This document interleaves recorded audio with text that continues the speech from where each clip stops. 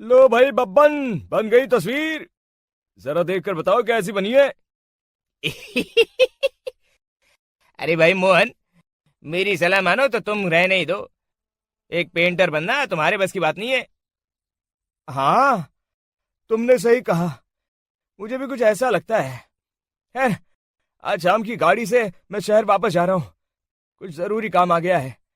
शहर से वापस आने के बाद तुमसे मिलता हूँ। मोहन अपने घर के दरवाजे पर ताला लगा देता है और वहां से चला जाता है। फिर उसी रात अचानक तेज हवाएं चलने लगती हैं। चारों तरफ डरावना माहौल बन जाता है। तभी मोहन की बनाई हुई पेंटिंग की वो औरत एक खतरनाक चुड़ैल में बदल जाती है और पेंटिंग से बाहर आ जाती है।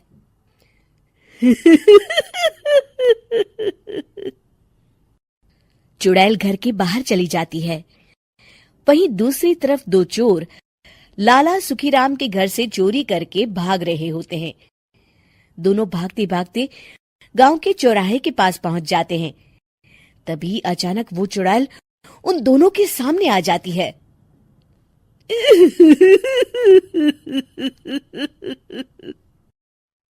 अरे मर गया रे! ये चुड़ैल कहाँ से आ गई?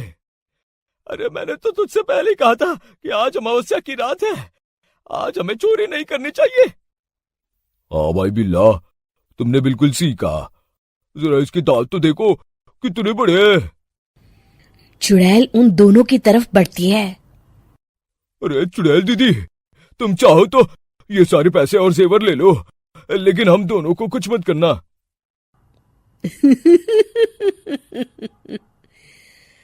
पैसे और जेवर के लालच में तुम इंसान बिकते हो, हम चुड़ैल नहीं। तभी चुड़ैल उन दोनों चोरों को पुतले बना देती है।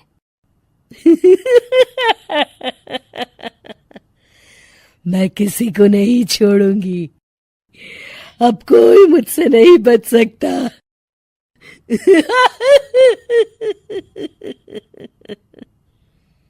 चुड़ैल अपने अगले शिकार की खोज में वहां से चली जाती है। गांव की दूसरी ओर जाने पर चुड़ैल को हरिया, बिरजू और बब्बन दिखाई देते हैं। आज संडे है, आज कपिल शर्मा शो देखने का दिन है। जोर से बोलो। आज संडे है। मैंने नहीं सुना। आज संडे है। आज कपिल शर्मा देखने का दिन है। हाँ, ये हुई ना बात। अरे ये कपिल शर्मा कौन है जो ये लोग उसे देखने के लिए इतने उतावले हुए जा रहे हैं? खैर, मुझे क्या, मैं अभी इन दोनों को मसाज चखाती हूँ।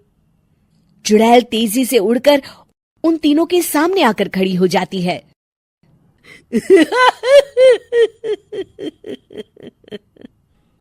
कपिल शर्मा शो बाद में देखना, पहले मुझे देख लो। बब्बन चुड़ैल को देखते ही पहचान जाता है। अरे ये तो तस्वीर वाली औरत के जैसी दिख रही है। मुझे अभी नहीं मरना है। अरे भागो रे! तीनों वहां से भाग खड़े होते हैं। बब्बन तो किसी तरह अपनी जान बचाकर वहां से भाग जाता है, लेकिन हरिया और बिरजू को चुड़ैल पकड़ लेती है और उन्हें पुतला बना देती है। फिर चुड़ैल बब्बन को पकड़ने के लिए उसका पीछा करती है, लेकिन बब्बन उसे कहीं नहीं दिखाई देता।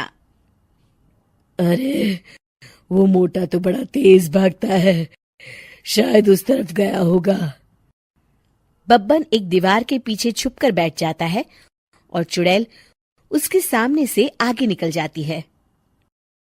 बाल बाल बच गया। अगली सुबह बब्बन सभी गांव वालों को सारी बात बता देता है।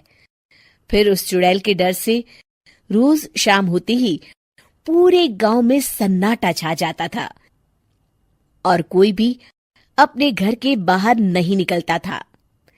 अरे ये क्या हो गया? इतनी देर से घूम रही हूं, अभी तक एक भी आदमी नहीं मिला। अरे कहां मर गए सबके सब? चुड़ैल वहां से चली जाती है, इस तरह कुछ दिन बीत जाते हैं। फिर एक दिन मोहन गांव वापस आता है। बब्बन उसे बताता है कि उसकी बनाई तस्वीर से एक चुड़ैल बाहर आ गई है। मोहन समझ जाता है कि ये कोई आम कागज नहीं है। वो जो भी उस कागज पर बनाएगा वो असलियत का रूप ले लेगा। अरे मोहन भाई, अब तुम क्या करने वाले हो? मेरे पास एक बहुत बढ़िया तरकीब है।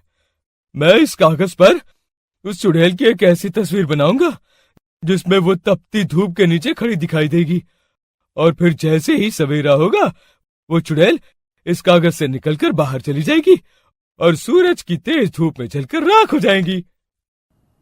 मोहन बिल्कुल वैसे ही तस्वीर बना देता है और जैसे ही सवेरा होता है वो चुड़ैल कागज से निकलकर बाहर धूप में चली जाती है और सूरज की गर्मी बर्दाश्त नहीं कर पाती और जलकर राख हो जाती है।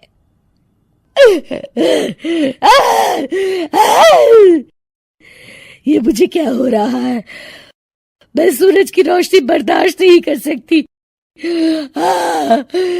मेरा पूरा शरीर जल रहा है। और इस तरह